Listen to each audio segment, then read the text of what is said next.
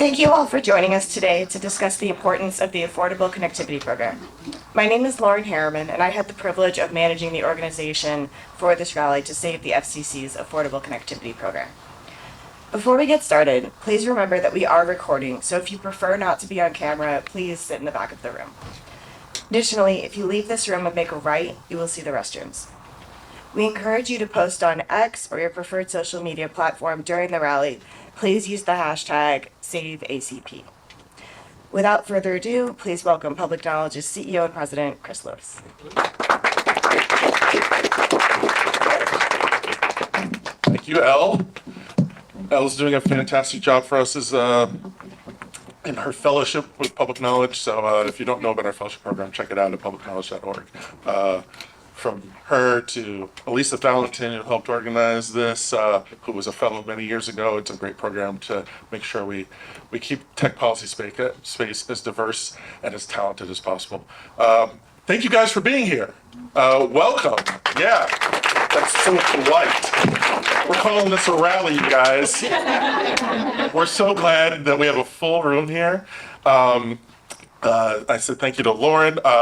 We have so many wonderful partners here, members of a broad coalition here to support the Affordable Connectivity Program. Today's a big day, you guys. We've been waiting and advocating for over a year for the Affordable Connectivity Program to be renewed. And the sad news is that today is the end of April. And so after today, the funding is officially running out or run out. I know we have some FCC commissioners here. They're careful with the details. They're making it stretch a few more days, but let's be real.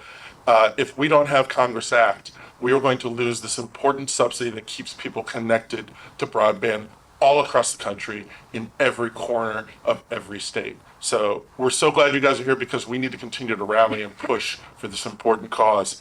I want to thank our partners in putting this together, our friends at the National Digital Inclusion Alliance. They have people here. Yeah, they're amazing. National Hispanic Media Coalition, Digital Progress Institute, Civic Nation. All these folks are represented here in the room, and some of them, like NDIA and Civic, you guys have people around the country working to get people connected to broadband. We also want to thank our media partners who are streaming this for us live. We couldn't have done it without them. The Broadband Breakfast team over there on the side of the room. If you guys don't know them, sign up for their emails and their programming. They're fantastic. We are also joined by a lot of other allies. Like I said, we have a broad coalition. I don't know anyone that's truly against extending the ACP, and it's brought together people that we work with all the time at Public Knowledge. We're just one small part of this coalition here in DC, as well as folks that sometimes we don't agree with, but that's okay. That's how good policy gets made. So I see folks from industry here. I saw US Telecom in the room. Good to have you guys here representing the big telco companies. Cable industry is behind this. Left and right civil society, it doesn't matter if you're conservative or liberal, folks want this program to be renewed. And so we thank you all for being a part of this and engaging all of your allies and all of your stakeholders in this fight. We're going to have some important folks come up here and talk about why this rally is important, why we need to renew the program, including Senator Welch. We expect to be here later on in the program. We also have a couple FCC commissioners here as well, and a representative from the White House should be joining us. So we have folks from all over official Washington here because they know this is important. And sometimes Congress and Washington are slow to act, but we have faith in them and they have faith in them. And that's why we're here, even on this last day of the program, because it's never too late for them to do the right thing and to fund the Affordable Connectivity Program. The Affordable Connectivity Program has been incredibly successful at getting individuals and families connected to the internet. It eased the emotional burden and the time tax associated with making sacrifices in one's life and in their budget to get access to this essential 21st century network. It's also been a major part of the equation in closing the digital divide in other ways. Those of you policy nerds in the room know that there's multiple reasons why people don't have broadband. Affordability is one of the most important, one of the biggest ones, but it also contributes to helping the broadband providers build out to areas where people don't have broadband, because it increases the number of people in those remote rural areas that can afford to sign up for broadband. So it's all part of closing the digital divide. Public knowledge, we know, like many of you know in the room, that the ACP has been a short-term fix, and that we're looking for a long-term fix to have sustainable long-term subsidies for broadband. But while we work to get there, we need this program, the ACP, refunded right now. There is a bill out there, the bipartisan ACP Extension Act, led by Congresswoman Clark, by Senator Welch on the Democratic side. On the Republican side, Senator Vance, Congressman Fitzpatrick from Pennsylvania, and many other folks from both parties who are supporting this bill to restore the Affordable Connectivity Program. And we've even hear talk of a discussion this week that maybe Congress will look to extend the program by attaching an extension to a spectrum bill. The spectrum policy bill is moving through the Senate right now, and we would welcome that. Anything to restore this program so we can get on with the task of figuring out what the long-term solution for connectivity and affordable subsidies are. Let's see here. Oh, one more important thing before I bring up our guest speakers is where we are. We are in Washington, D.C. Some of you are watching online, and we hope you share on social media that this is happening right now. We want as many people as possible to know about the urgency of restoring the ACP. But while we're in Washington, D.C., we are not up on Capitol Hill, where my team of lobbyists who work on behalf of the public interest, some of the industry lobbyists in the House, spend a lot of time on Capitol Hill. No, we're here at a library. We're here in the community where official Washington may live, but also unofficial Washington, folks who aren't fancy, live and work and come to learn and to read. We are at a place called the Shaw Watha T. Daniel Public Library. Now, Shaw is the name of the neighborhood that we're in. But Watha T. Daniel is a very special person. You see, back in the 1800s, in the early 1900s, Shaw was a home to banks and department stores, markets. It was a living, working community, and then was upended by the assassination of Dr. Martin Luther King in 1968. And there's turmoil in this neighborhood. And some merchants moved away to other areas and never came back or didn't reopen. And a few stayed behind to revitalize this neighborhood and this community. Two of them, one of them, if you're a DC local, you may have heard of, Walter Fauntroy, important civic leader here in Washington, DC. But the other was a man named Watha T. Daniel, who this library is named after. And those two leaders, Mr. Daniel and Mr. Fauntroy, founded the Model Inner City Community Organization, a group of Shaw-based professionals who worked for a neighborhood resurgence. They used federal grants. Fancy that. They used federal grants and other funding sources to build public housing and provide services to residents. And according to the historians working to preserve DC history, this community organization also gave voice to the community and how this money would be spent. It was a ground-up effort using federal dollars. That's exactly what we have going on here to renew the ACP. And so we think that it is apropos that we are here in the spirit of Watha T. Daniel, asking all of you online, to let your voice be heard from the ground up, from the community, to use these federal funds to make people's lives better, to build community online, and connect more people to the essential network of the 21st century, and that's broadband internet.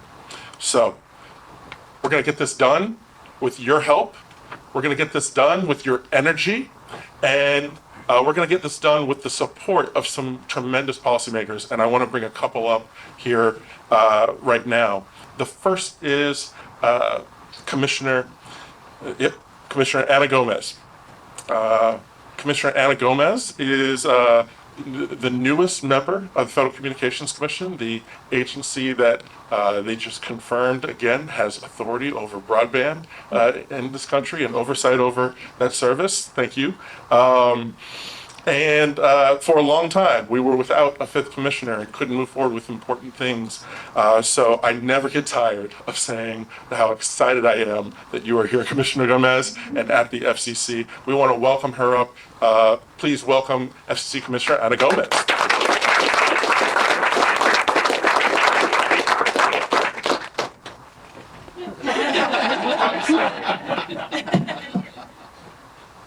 Go there. There you go, thank you.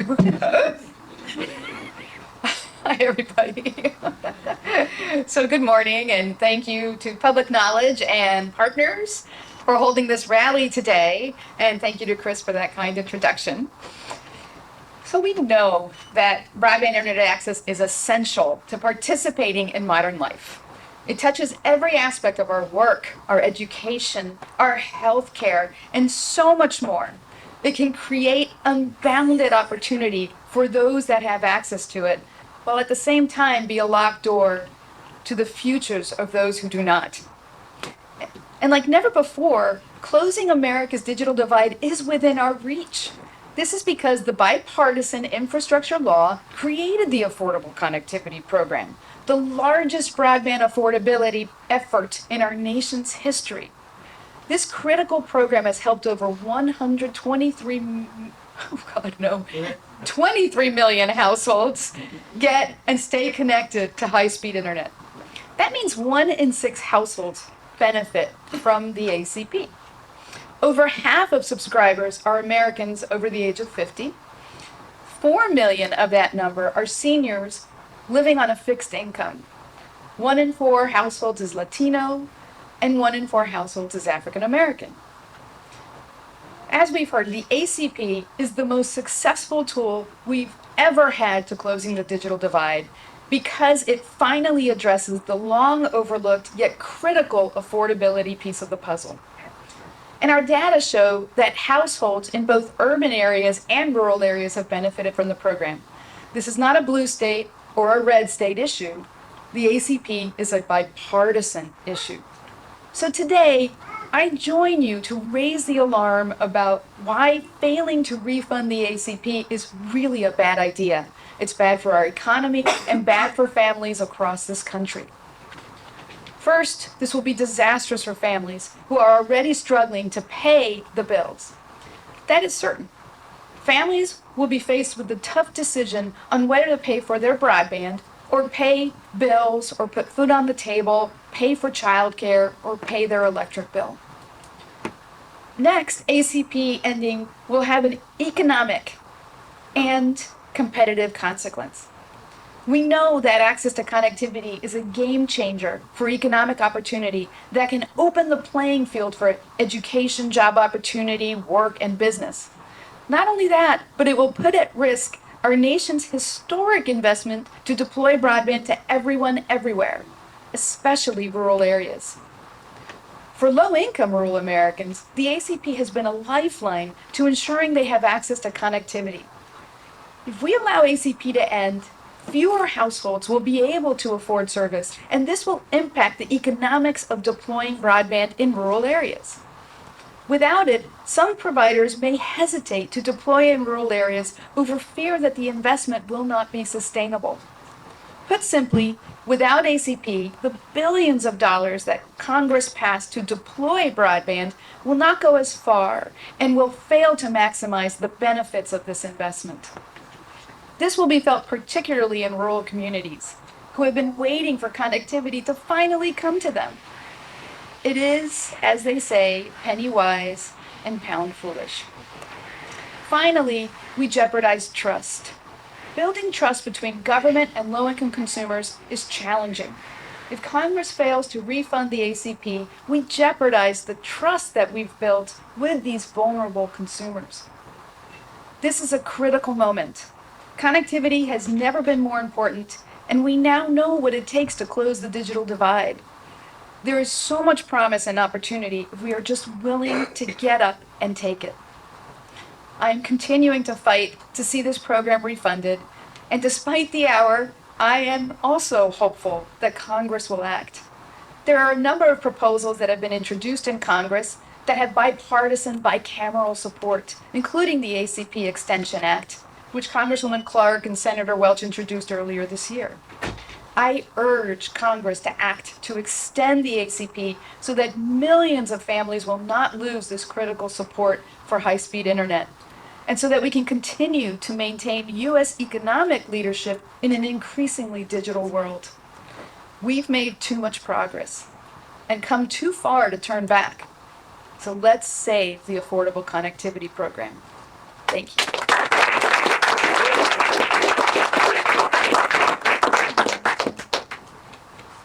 Thank you, Commissioner Gomez. Next, I want to bring up a young man who I've known for a long time.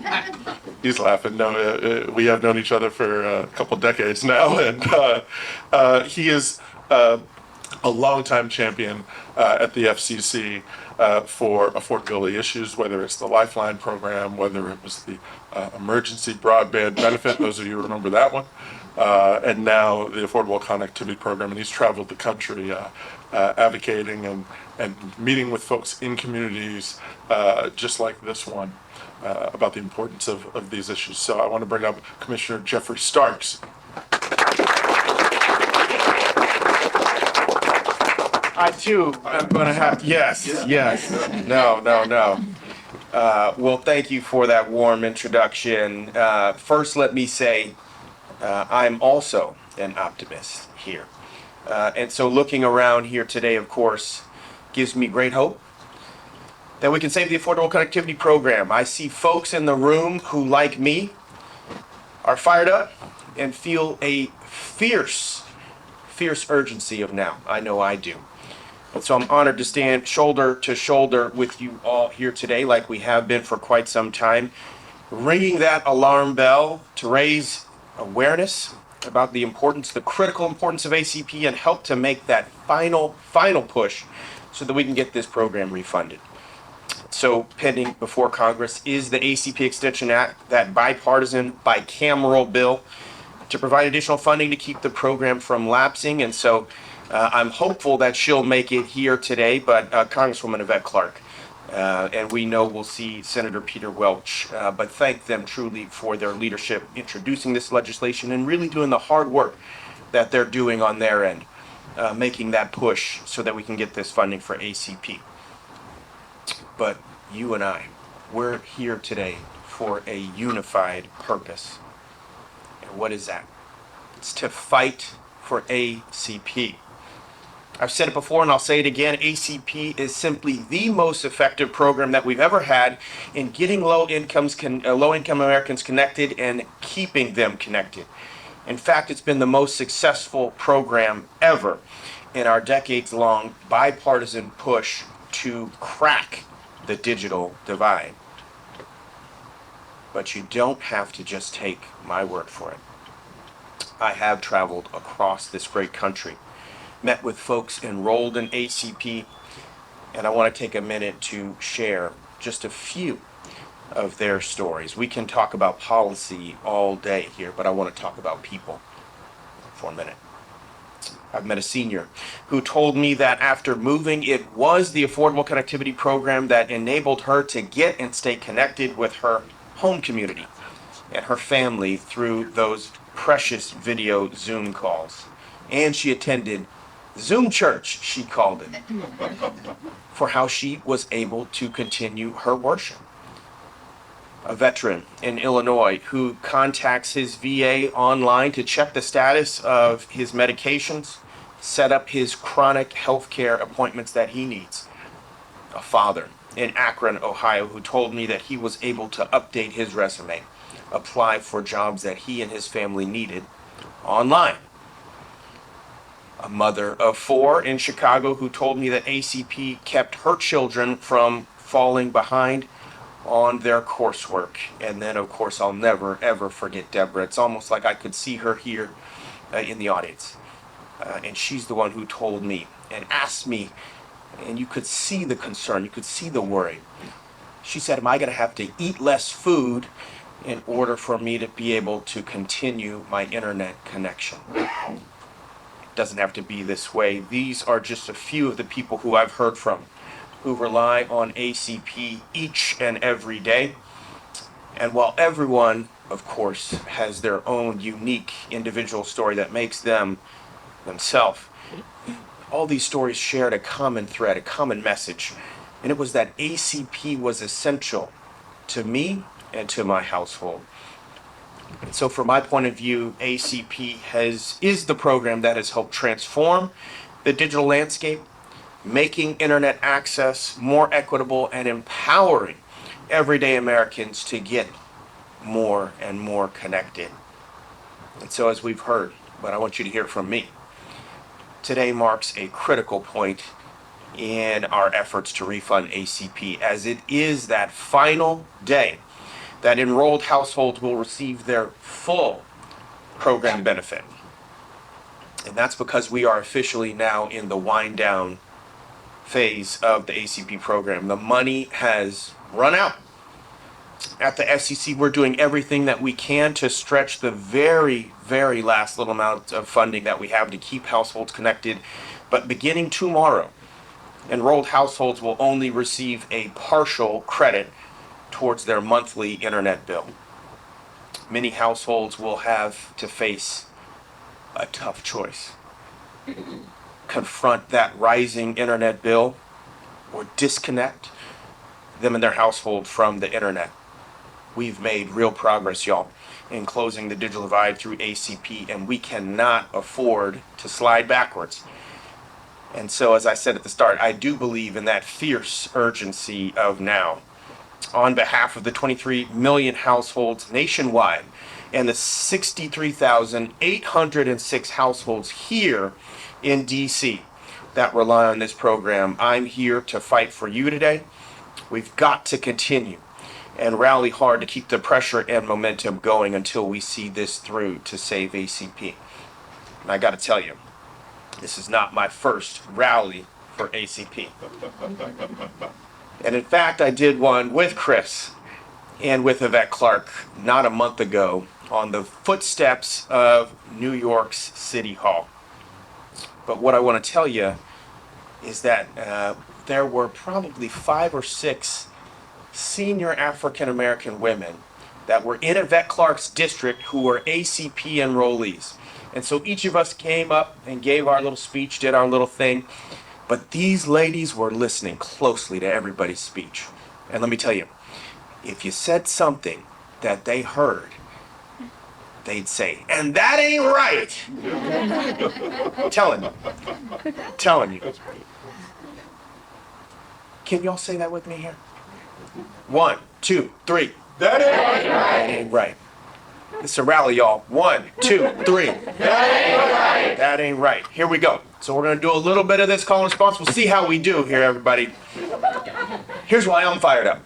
We've got 23 million households enrolled in ACP that are going to get cut off. That ain't right. We've got veterans and their military families who rely on this program, people who have served America, and they're going to be on the wrong side of the digital divide. That ain't right. We've got young learners who are going to have to go back to those McDonald's parking lots in order to finish their homework.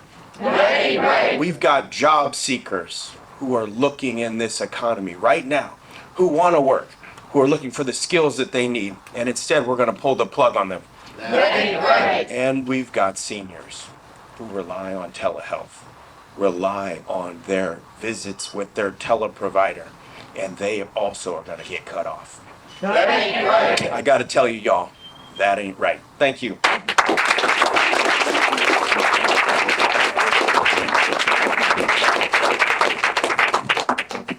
Thank you, Commissioner Starks. Wow, that isn't right. Yeah. And we're so glad that both of you are here and speaking up and continue to speak up. I know we've got representatives from the chairwoman's office here as well. She's passionate about this issue. The FCC knows what time it is. It's time to restore the Affordable Connectivity Program, and we appreciate all of you. The commissioner mentioned it's a bipartisan bill, and just last week we saw a letter from 20 some House Republicans urging the Speaker of the House to do something and to make this happen. We thank them. And there's been letter after letter from bipartisan governors to members in both chambers. Everyone says they support this. It's time for action. We also have the White House in support of this program, and that's critically important. And we're very grateful that here, following, pushing, working this issue is a whole team at the White House, but representing them, the National Economic Council Deputy Director, John Donnenberg, is here. We want to invite him up to give a few remarks. So John, thank you for being here. Come on up.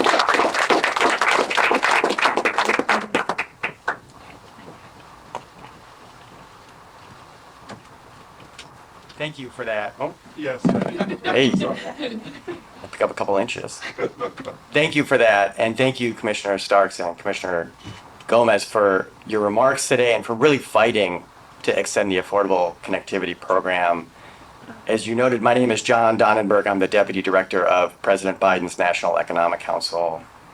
Like many of the advocates here today know, when President Biden thinks about the economy, he really thinks about it from the perspective of a family sitting around the kitchen table trying to pay the bills. Balancing groceries, rent, utilities, healthcare, childcare, and all of the other essentials. And let's not kid ourselves. Affordable, reliable, high-speed internet is essential in modern America. This is not a luxury. It is a requirement for Americans to be able to effectively participate in school, to do their jobs, to access modern healthcare, to stay connected to their loved ones. And Commissioner Starks spoke so movingly about some of those stories. We know that they are true. And that is why the president is committed to making sure that every household in America has access to reliable, high-speed internet by 2030. We're not there yet, and we know from the data that disparities in internet access continue to disproportionately impact communities of color, veterans, our military families, rural communities, and older Americans. We also know that these disparities cause real harm to far too many people. And it is really for those reasons that the president is such a strong advocate for the Affordable Connectivity Program. As we have heard, and as you all know, ACP is the largest and most successful internet affordability program in the history of this country. There are 23 million households enrolled. That is an extraordinary number. It is 1 in every 6 households in the country. Nearly half of these are military families. A quarter of them are seniors. This program is having an enormous effect. And unfortunately, if it disappears, that will have an enormous effect too. In a recent FCC survey, more than 3/4 of ACP households said that losing the ACP would disrupt their internet service. And with program funding fully running out next month, we are talking about over 15 million families that could be at risk of losing their internet connections. That is not acceptable. And it shouldn't be acceptable to any of us. And that is why, starting in last October, President Biden began calling on Congress to extend this benefit at least through 2024. Democratic members and senators have joined him in this effort. As we have heard, there has been bipartisan support for this program. There are Republican members who have supported this program. But we should speak plainly. So far, Republican leaders in Congress have failed to act. So once again, before it is too late, the president is calling on Republican leaders to step up and join their rank and file and join Democrats to fund the ACP. There are a lot of ways to do it. We have heard about some of those ways today. Congresswoman Clark has a wonderful proposal in the House. There are proposals in the Senate that could save ACP by authorizing new spectrum auctions. There are a lot of different approaches. But the truth is, any real solution will require bipartisan agreement. That is the nature of where we are in our government. Now, it shouldn't be hard to get bipartisan agreement. This is not a partisan issue. Access to the internet is essential no matter who you voted for or where you live. And in fact, there are millions of ACP recipients in every state and every congressional district in America, no matter what color that district is. So the question in front of us today is plain. And that question is whether Republican leaders in Congress will act to protect millions of their own constituents through 2024, or whether they will simply shut off this essential program. The president does not want that to happen. The FCC does not want that to happen. I do not want that to happen. And that is why the president is urging congressional Republicans to get their leaders to come to the table and lower internet costs for American families. Now, even as we fight to extend ACP, the president is not slowing down on his Internet for All agenda. We are taking a number of actions that are designed to lower internet costs and improve access for American families. Many of you have been involved in these efforts or are tracking these efforts. This includes a historic expansion of broadband infrastructure to every single corner of this country. That expansion, by the way, includes a legal requirement for states and territories to make sure there's a low-cost option for families, and that will still be here. We are also working with providers who currently have millions of ACP customers so that they will act to keep those customers connected by offering low-cost plans or no-cost plans. And several of those providers have already answered the administration's call, and we hope that that will continue and that those systems will continue to expand. So we will continue this fight to lower costs for internet access for all families. But that starts with extending the ACP, and I am hopeful that we'll be able to get there. Thank you.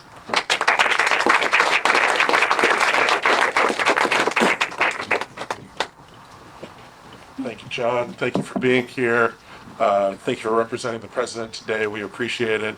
All right, I'm going to ask our lightning round panel to come on and make your way up here so that we can get rolling. As they make their way, Elisa and her wonderful panel are going to make their way up here. I'll just remind folks that, yes, you can take action. We're talking about how do we get action now in Congress?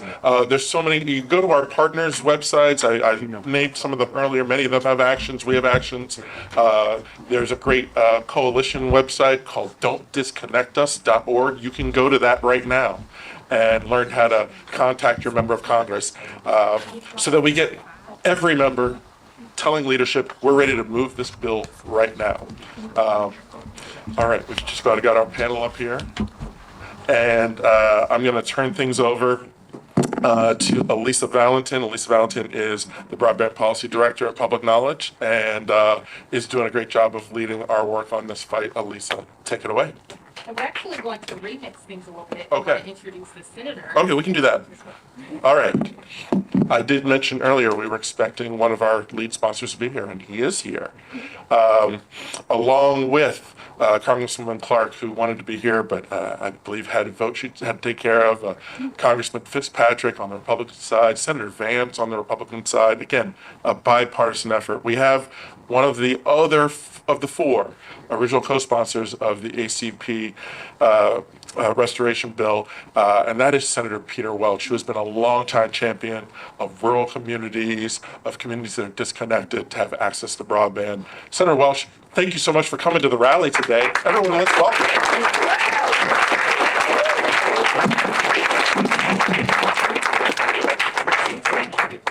Hey, sorry to interrupt your presentation, all right? I apologize, all right? But it's so good to be here with you, Chris, Commissioner, Yvette, my friend from the days that we worked together in the House. We were classmates in the House, and I've ditched her, and she's holding the fort over there with Marjorie Taylor Greene and a lot of her new friends. It's amazing. So I, number one, want to thank you for your continued advocacy.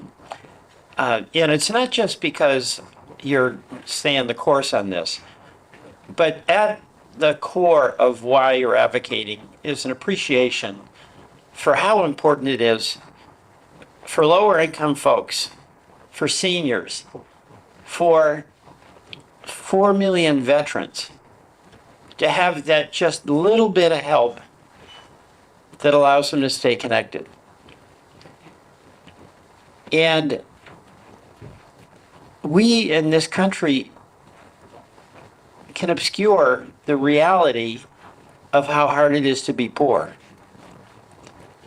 and the extraordinary difficult choices that folks who can't pay their bills at the end of the month have to make.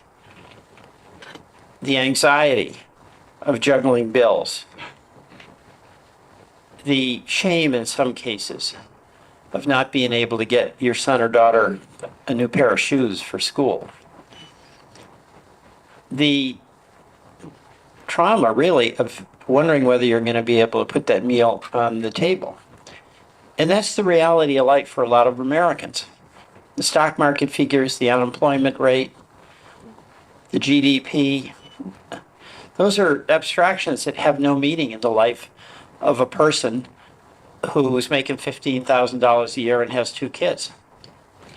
And we have a lot of Vermonters who are very much in that situation. And it's painful for me at times, as it is for you, when you're around folks who don't understand that. It's not that they're not necessarily mean, although some are. Let's give them credit. But you have it in your bone marrow that there's a lot of people that just are having that struggle day in and day out. And for those people, they need access to high-speed internet just like they need access to electricity. This is what is required in a modern economy. And, you know, for them to do the things that are so essential, a doctor's appointment, right? They don't have a car maybe, or it's broken down, and the internet means they can have that appointment. They want to apply for a job. You can't show up in a lot of places now. You've got to go online in order to be able to apply for your job.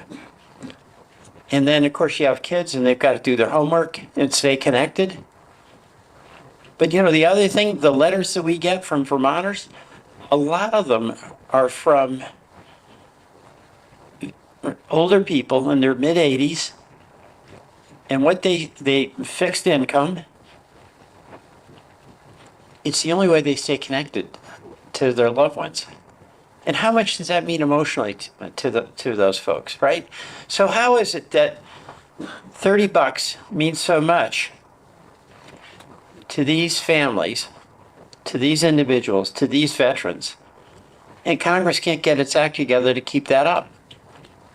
And then some of the opponents say it's really not a big deal. It's only $30, right? So the moral imagination is stunted when you can't understand only $30 to you, but not to that veteran, not to that mom on $15,000 and 2 kids.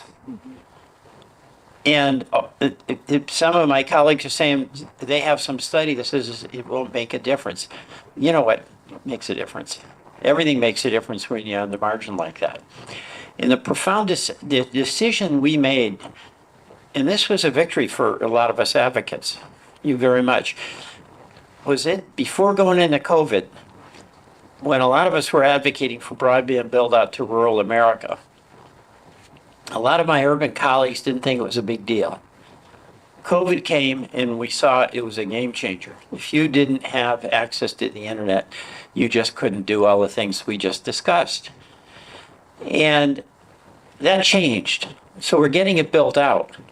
But just think, if you're on that dirt road in Vermont and the cable's out right out in front of your house or mobile home, and you can't connect because you don't have the $100 or $130 or whatever it is, and it's getting more expensive. But then you have this lifeline where you have figured out how with this $30 you are going to be connected. And you now have come to rely on that. And it's a good thing to rely on. It's a good thing because it gives you a little bit of independence. It gives you some capacity to help your kids or to see your doctor, to be independent. And then to hear in Washington that we can't, quote, find the money. So this is not about can we find the money. It's about are we committed to the priority and the well-being of really wonderful people who are struggling.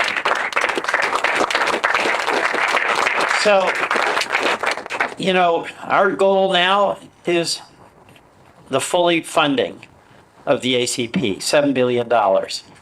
And we're going to keep making noise. We're going to find a vehicle and we're going to find the money. We won't go into the details now, but keeping the noise up really, really matters. And the noise is not just to be loud, it's to embrace the aspirations of those 25 million households in this country who feel connected and don't want to have that connection cut and them left behind, their kids left behind. That veteran's capacity to reach out to another veteran who may share a wartime trauma, that only each other can help console one another. So this really matters to our heart as a country. And whether we're a country where when we have something that we acknowledge is essential, like electricity and like high-speed internet, we back it up with the capacity of people to connect and just don't make them feel miserable that it's right out in front of their home, but they can't connect themselves. So I end where I began, and that is to say thank you. Thank you not just for your advocacy, but thank you for being the heart of America, where we understand we have to do things with public policy to make it personally possible for all of the people among us to have the things that they need to have any shot at thriving, being connected, and having a prosperous, if lower income, wonderful life. Thank you. We're going to do it. We are going to do it.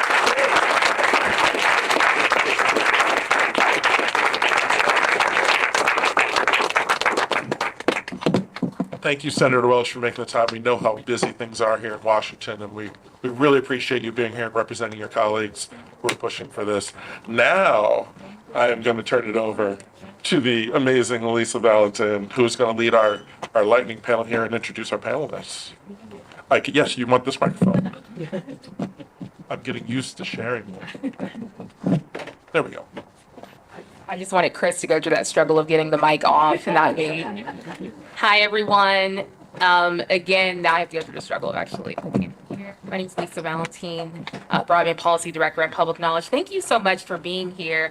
I love that we have a full house at the library at noon. I appreciate it, y'all. Like, we've been trying to scramble to find seats, so this is amazing, an amazing turnout. So thank you all to the panelists for being here today. I know we just heard Commissioner Stark say that, we got to talk policy, but we also have to talk people. And so I want to begin by speaking with Taylor here, who's joining us. It's a very busy time in your life. She's studying for finals right now. She's in law school at Catholic Law, so thank you for taking the time to join us here today, because we know that you have things that you need to be doing. So I want to chat with you a little bit about the fact that you're an ACP recipient. So I want you to just talk us through your story, how you came to be enrolled in ACP, and what ACP means to you as a law student. Yes, well, thank you very much, Elisa, and for Public Knowledge for allowing me to come today to share my experience. This is the first panel I have ever spoken on, so this is a very exciting. So apologies if my brain is full of UCC commercial code right now, but anyway, so yes, I am an ACP recipient. I live here in DC. I'm in law school. I live in this neighborhood. This is my library that I go to all the time. So this is a really, really great event that we're having. ACP has been so helpful while I have been in law school and unable to work full time. I'm able to work part time, but I'll be very honest that I had a very sudden change of circumstances while I've been in law school, and there were things that I simply just couldn't plan for. So I'm an example of a person who has made seemingly all the right decisions. I'm in pursuit of my education. I'm starting my career, but I know that I need a little financial help right now. And ACP has been that for me while being in law school. Especially this summer when I'm studying for the bar and I'm applying for the bar. All of that is done online now. And I'm in the process of applying to jobs, and fingers crossed, we'll get interviews. Those are all done online now on Zoom. And so point blank period, I need an internet connection, and that bill has to get paid no matter what means possible. And thankfully with ACP, I've been able to pay my internet bill without having to worry about paying for tuition, books, professional clothing, anything else that I need to buy while I'm in law school. And that $30 a month or $360 a year is a lot to a student. It's been a lot to me. And also, losing my ACP credit will absolutely be disruptive in my life. Thankfully, I'm only financially responsible for myself, and I'm from South Louisiana, so I can whip up a pretty mean red beans and rice recipe for very cheap and be fine. But I can't help but think about parents or individuals who are financially responsible for much more than just themselves, and they deserve to be connected to the internet just as much as me. And they might also be in pursuit of education or applying for jobs, but they have a greater need to feed their families, and I get that. So losing ACP will greatly impact every person, every ACP recipient, and I'll leave it at that. Thank you so much, Taylor. So now we're going to turn it over to you, Amina. Amina heads the tech policy work taking place at Common Sense. So Amina, I just want to hear, you all have been collecting various stories from your partners in schools. And so just want to hear some of the things that you're hearing lately from our youngest learners, especially because we know that we're on the heels of summer vacation. So what are you all hearing at Common Sense? Yes, thanks for having me here today.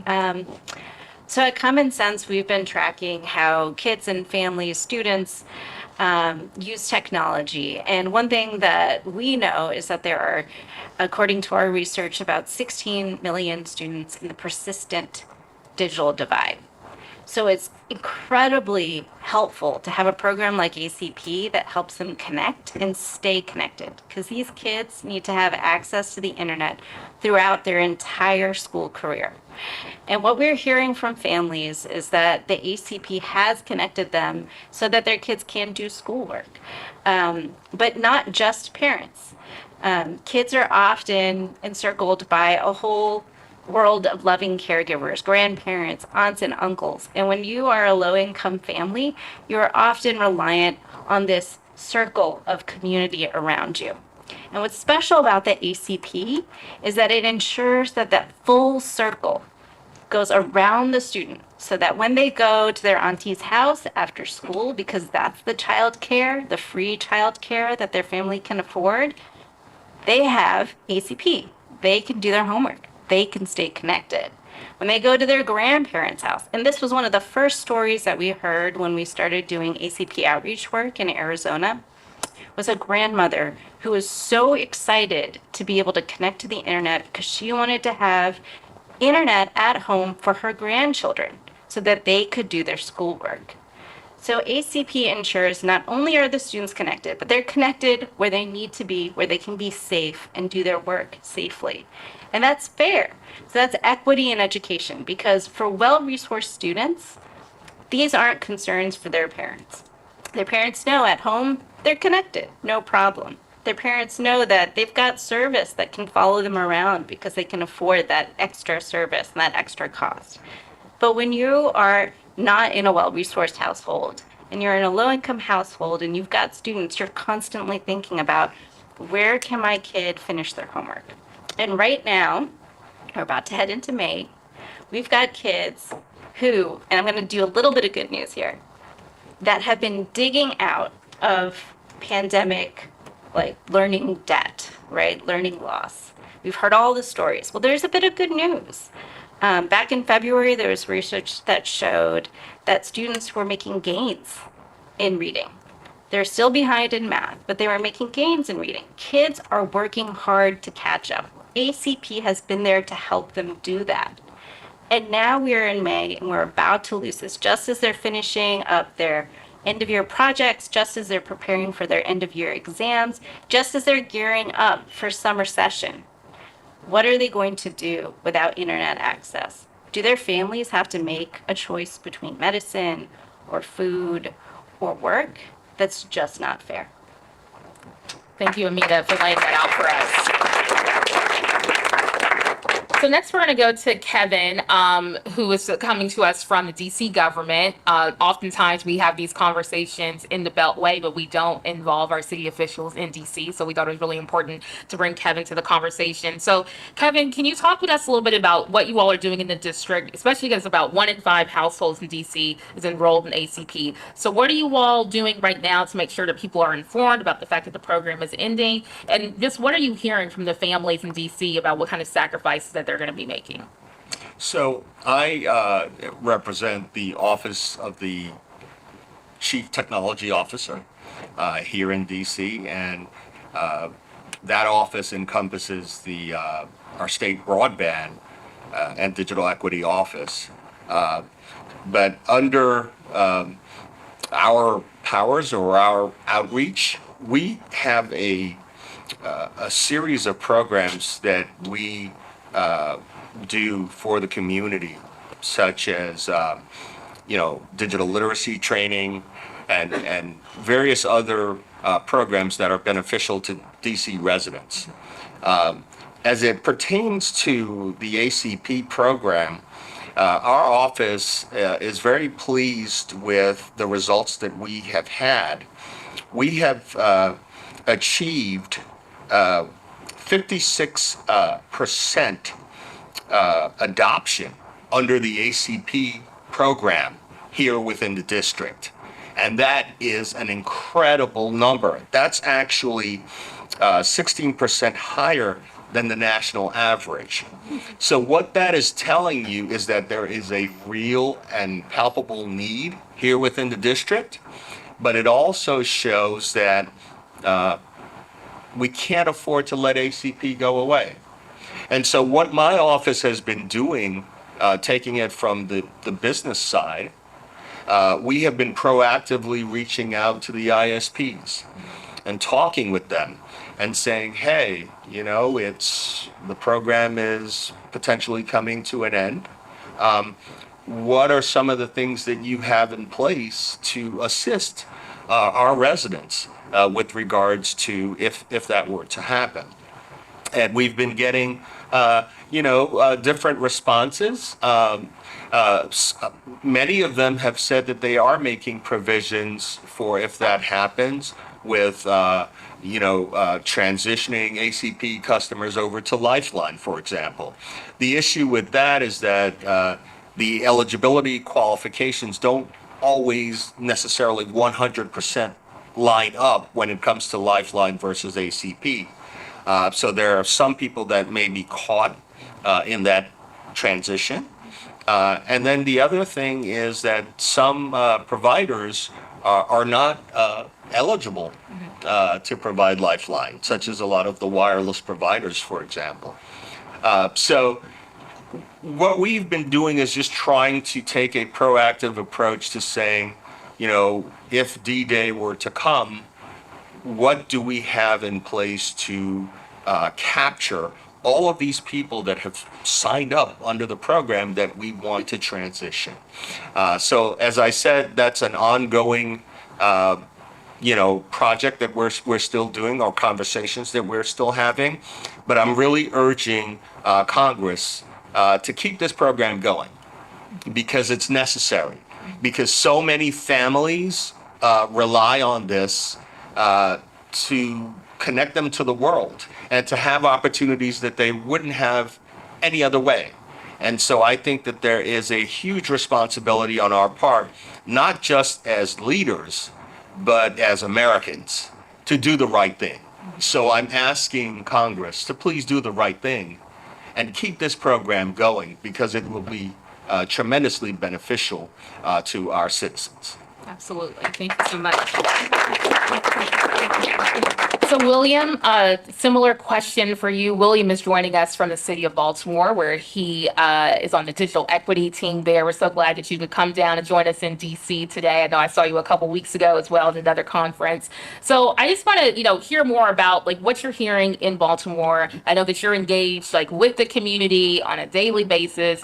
What are you hearing from your community members about what an affordable, reliable broadband connection means to them? Well, first, thank you all for having this rally, and I apologize because my colleagues here on the panel have been very professional and things like that, but I can't do a rally. What we're doing in Baltimore is that Cat Williams said it best, 2024 is the year of the truth. We are calling the truth about what's going on in real life. The reality is that, I'll give you one story.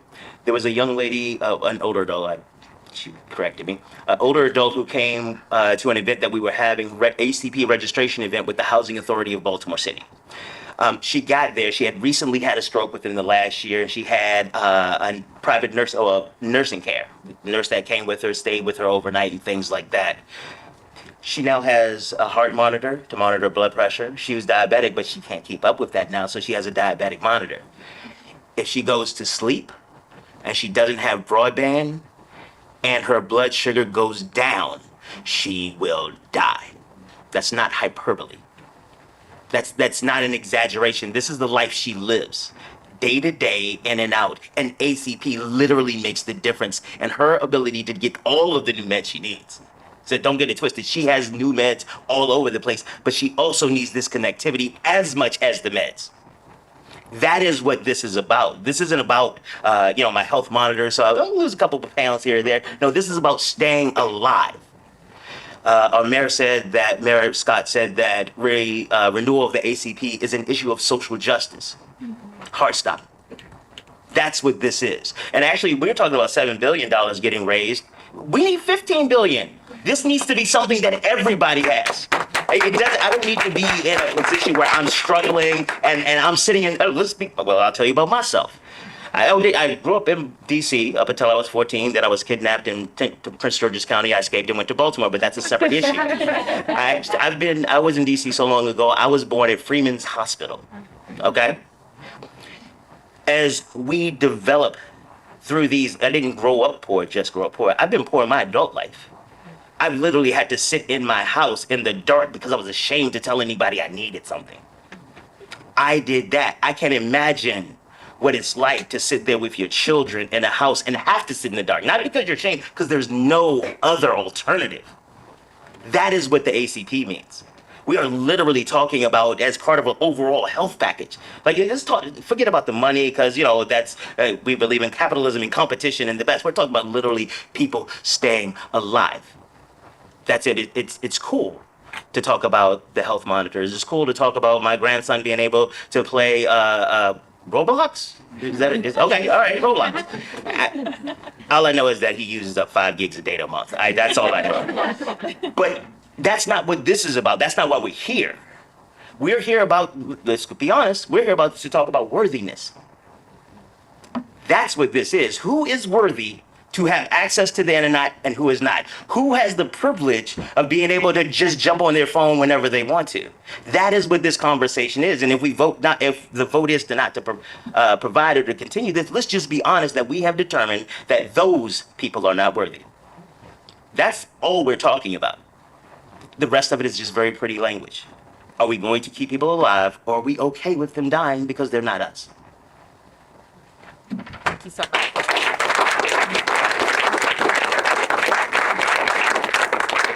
And you remind us of, what the late Congressman John Lewis said, that access to the internet is a civil rights issue of our time, and definitely agree there.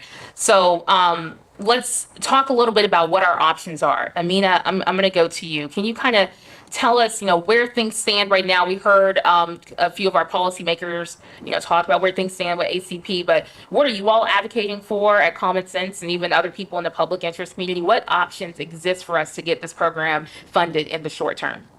There are options on the table. So that's the good news. Congress still has time, and Congress can act.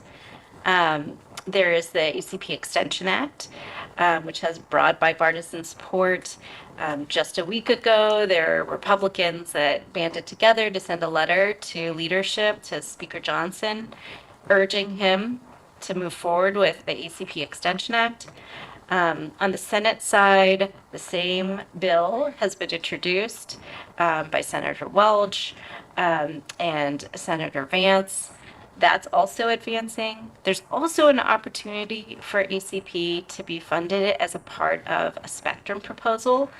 It sounds really in the weeds and wonky, but I think what's important to note is that that means there's money for ACP extension and that there's an opportunity to move that right now. So there are a lot of vehicles, as they say in Congress. There are a lot of opportunities for ACP to move. What should people do here in this room and online? Talk to your member of Congress. Tell your senators, tell your representatives right now, today, that we've got to move for an ACP and extension. We need to fund the ACP. We have to tell them this week. It's absolutely critical. There are milestones that are coming up over the next few days in Congress to review the spectrum proposal, to move that forward.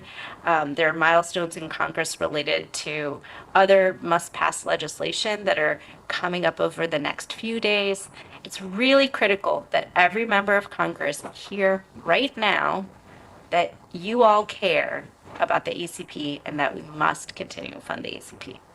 Thank you, Amina. Kevin, I'm going to come back to you here, and I want you to talk us through kind of like the intersection of ACP, of BEAD funding, and Digital Equity Act. You're leading up this work in DC as it relates to BEAD funding, Digital Equity Act. So how will the loss of funding for ACP impact BEAD funding and Digital Equity Act funding here in DC? Oh, without a doubt, it would impact us in a negative way. To be honest, we have seen that for folks who utilize the ACP program, that $30 price point is the sweet spot. That is really what is necessary to keep folks on the internet. If that price goes above that, we're going to run into problems where they won't be able to afford it. All of the surveys that we've done, the research that we've done, it comes down to affordability. The $30 is what, or below, or free, is what will keep customers, subscribers, residents, Americans connected, and that's what we need. So when it comes to the BEAD and DE grants, affordability is a huge component of that. And so to remove ACP, remove the affordability component away from BEAD and DE would be problematic. So I don't want to see that because I know that that would affect adoption.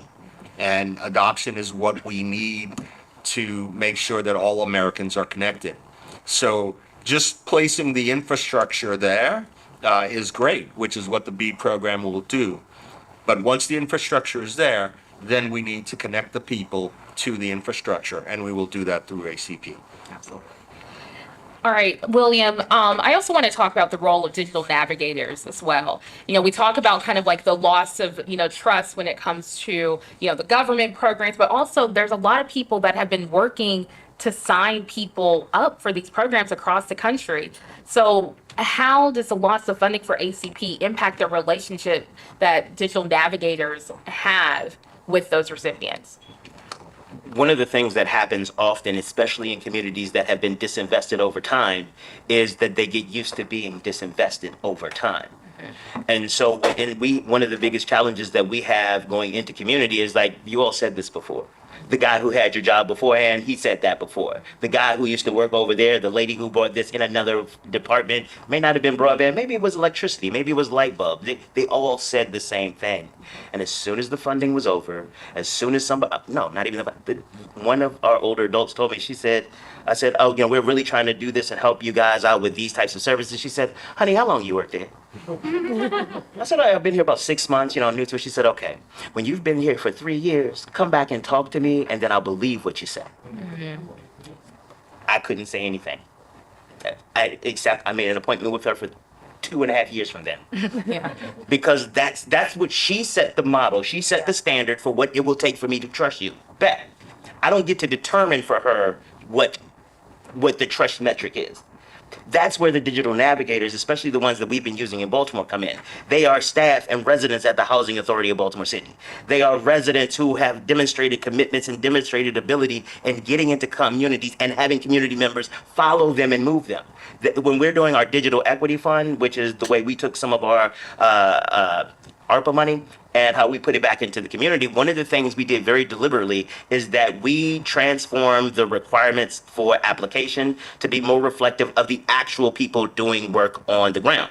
Let's be very clear. Most of the people in our communities, in the communities we're talking about, the ones that are the covered populations, not everybody else, but the ones in the covered population, the programs in those communities normally started because somebody said, well, you don't know how to do that? Well, I'll show you. And then all of a sudden, it didn't start with, what would be real cool? If I just fill out 990s every year. Oh, I dream of fund development all the time. No, that did not happen for them. And so and I beat up on Hopkins all the time. What ends up happening is that the Little Flowers Daycare Center cannot compete with Johns Hopkins. They literally have people who are paid lots of money. I'm not going to quote anybody's salary, but lots of money to write these grants. So we said, no. We're going to redo this because these are the important people. Who knows how long my job is going to be there, but they are going to be there long after I'm gone. And that is how we work with the digital navigators, because it is the trust because they shouldn't trust the city. They just shouldn't. Not that we're bad. We're good. It is that our rules are vastly different. Our rules, and I was talking to Chris about this earlier, procurement rules are specifically designed to reduce and eliminate as much corruption as possible. But what it also does is in the digital ecosystem, it makes things very, very difficult. So for example, we're talking, one of my concerns is that if the ACP stops, I know what it takes on the government side to get something started again. You're talking about, it'll be over in May. Let's say they reauthorize it in June. How long is it going to take NTIA to get all of it? Because what happened to the people who were working there first? Do we just have them sitting there until if ACP comes back? No, we reprogram them. So now when ACP comes back, the money's there. Procurement has to get re-involved again. Finance has to get re-involved again. The lawyers have to show. I'm one too, so that's one of the reasons I'm talking about you. But all of this stuff has to happen. Why would you trust us? We have to do that. That is not the expectation that our community members have. They are given misinformation primarily through sales. Like, I know when a new phone comes out and it's 6G, I'm going to need it, but I literally have no idea how many Gs I actually need in my life to effectively do what I need to do. It is really about going into the community in a way that is not just relevant, but is connective. And I'll end on this, one of our community members, Timothy Smith, he said, the solution to closing the digital divide is human. Once we put humanity back in this process, we will be much closer to doing it. Thank you so much, William. Taylor, we're going to let you have the last word here. What is your ask of Congress? Oof, that is a loaded question, especially following William. Incredible. But I'll give it a shot. This program absolutely helps everyone. I live here in DC now, but I'm from rural South Louisiana, and in my home district, 30% of homes are ACP enrollees. So this program is important for everyone across the country, no matter your station in life, no matter who your elected official is, no matter what political party you vote for. But I think that everyone in this room already knows that. So specifically of Congress, I would ask every member to ask their staffers and their interns who are ACP recipients, because living in DC and having friends who are staffers and interns, I know exactly how many people are ACP recipients. And from a personal viewpoint, if Congress and policymakers, respectfully, can't work together for a program as positive as this one, that's very disheartening for me. As someone who is actively studying laws and policies of this country, I believe in the positive change that policies can have. That's why I went to law school in the first place. But those policies can only have a positive change if the government is willing to help them. So I leave off with urging policymakers and Congress to use whatever vehicle necessary to refund ACP. I'm available. There's a lot more to my story that I didn't share today. I'm available to meet with anyone in this room to share that story, and more importantly, anyone who's not in this room who needs to be convinced that ACP is extremely important for everyone in this country. Thank you, Taylor. All right, so I think we're going to take just probably one question from the audience. I know that's a lot of pressure, so 'cause we're over time. And I would make it good, let the question be an actual question and not a dissertation before said question, okay?